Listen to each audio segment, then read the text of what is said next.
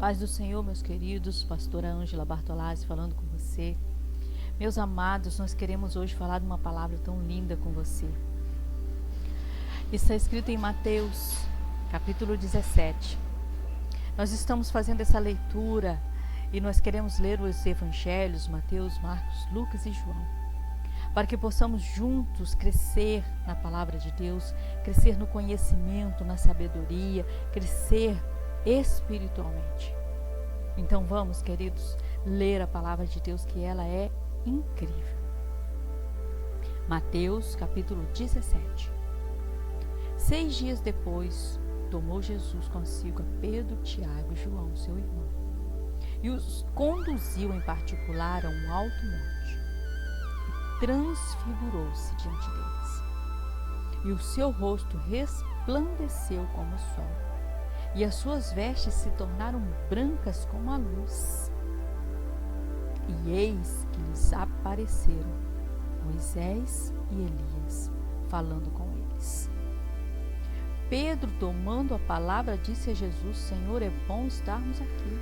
Se quiseres, façamos aqui 3 tabernáculos, um para ti, um para Moisés e um para Elias.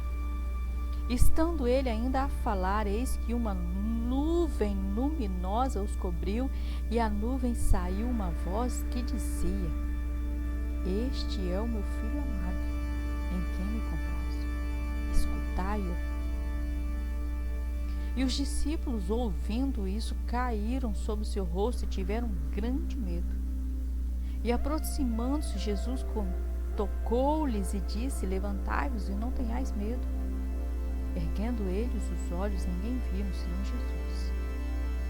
Descendo eles do monte, Jesus lhes ordenou, dizendo: A ninguém conteis a visão, até que o Filho do Homem seja ressuscitado dos mortos. E os seus discípulos o interrogaram, dizendo: Por que dizem então os escribas que Elias venha primeiro? Jesus respondendo disse-lhes: Em verdade, Elias virá primeiro, restaurará todas as coisas. Mas digo-vos que Elias já veio e não conheceram, mas fizeram-lhe tudo o que quiseram. Assim farão eles também padecer o Filho do Homem. Então entenderam os discípulos que falara de João Batista. E quando chegaram à multidão, aproximou-se um homem, pondo-se de joelhos diante dele, dizendo: Senhor, tem misericórdia do meu filho. Tem misericórdia do meu filho, que ele é lunático e sofre muito, pois muitas vezes cai no fogo, muitas vezes cai na água. E trouxe aos teus discípulos e não puderam curá-lo. Jesus respondendo disse: Ó geração crédula e perversa, até quando estarei eu convosco? Até quando vos sofrerei? Trazei-mo aqui. Repreendeu Jesus o demônio, que saiu dele. Desde aquela hora o menino sarou.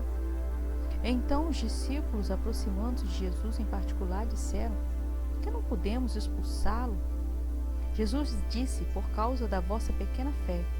E porque em verdade vos digo que se tiverdes fé como um grão de mostarda, direis a este monte: Passa daqui para acolá, e há de passar, e nada vos será impossível. Mas esta casta de demônios não se expulsa senão pela oração e pelo jejum. Ora, achando-se eles na Galiléia, disse-lhes Jesus: O Filho do Homem será entregue nas mãos dos homens. Martá-lo-ão, o 3º dia ressuscitará. E eles se entristeceram muito. E chegando eles a Cafarnaum, aproximaram-se de Pedro os que cobravam de dracmas e disseram: O vosso mestre não paga de dracmas? Disse ele: Sim. Entrando em casa, Jesus se antecipou, dizendo: Que parece, Simão? De quem cobram os reis da terra os tributos ou os impostos? Dos seus filhos ou dos alheios? Disse-lhe Pedro: Dos alheios. Disse-lhe Jesus: Logo então os livres são os filhos. Mas que, para não escandalizemos, vai ao mar, lança o anzol, tira o primeiro peixe que subir, e abrindo a boca encontrarás um estáter. Toma-o e dá-o por mim e por ti. falar da primeira aparição, que deve ter sido uma coisa extraordinária que aconteceu. E é uma coisa que deve ter sido muito, mas muito, uma experiência assim incrível que eles tiveram. Pedro, Tiago e João são os amigos mais chegados de Jesus, são os mais íntimos, e ele leva para esse momento da transfiguração. Eu nem consigo imaginar, vislumbrar como deve ter sido esplendoroso. E Pedro fica tão bobado que ele fala: a gente podia construir 3 tendas aqui, a gente ficava aqui mesmo, porque imagino como é maravilhoso morar aqui e ficar nesse lugar. Por quê?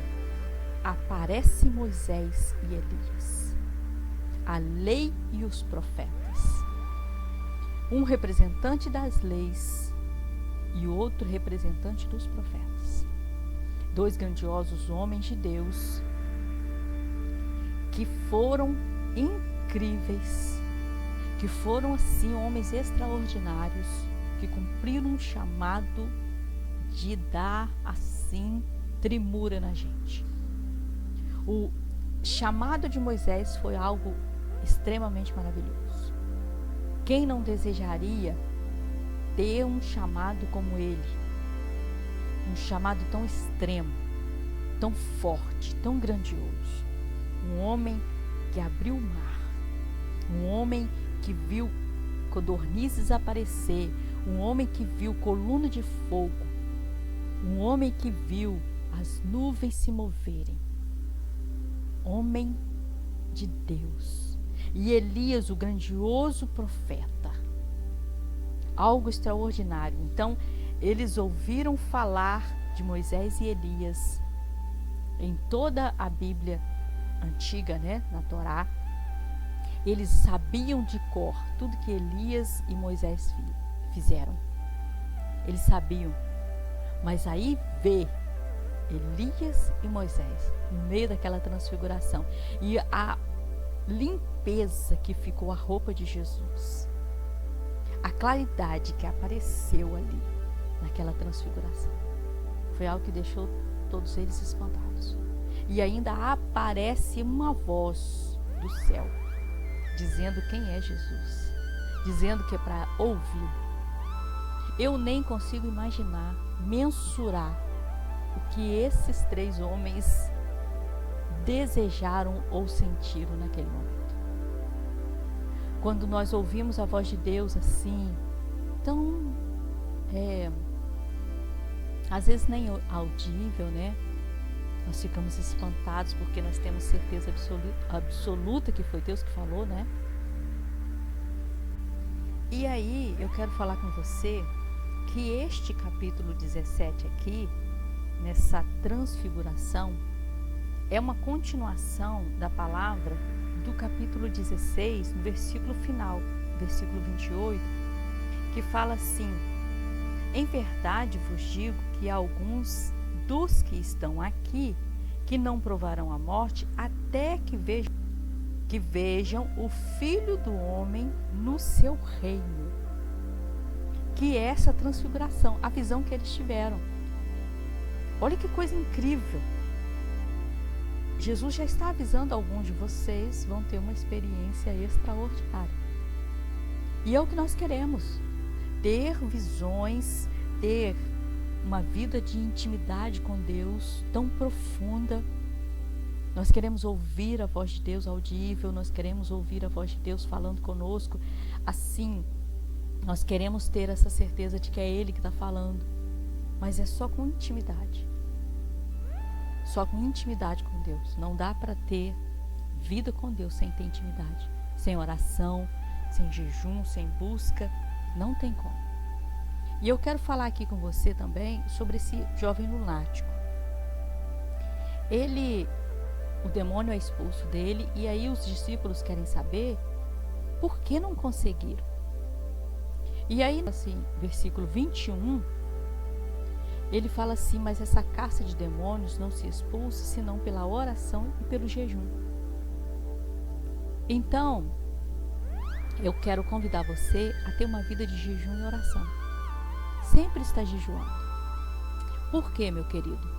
Porque quando surgir uma necessidade dessa, nós não podemos falar com a pessoa endemoniada para esperar até que a gente passe uns dias e jejue para depois voltar e expulsar o demônio.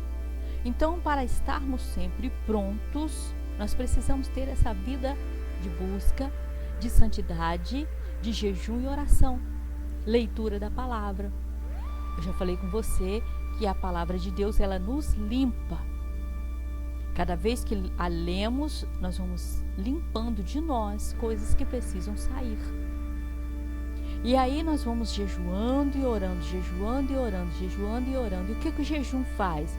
O jejum, ele nos torna mais sensível ao Espírito Santo.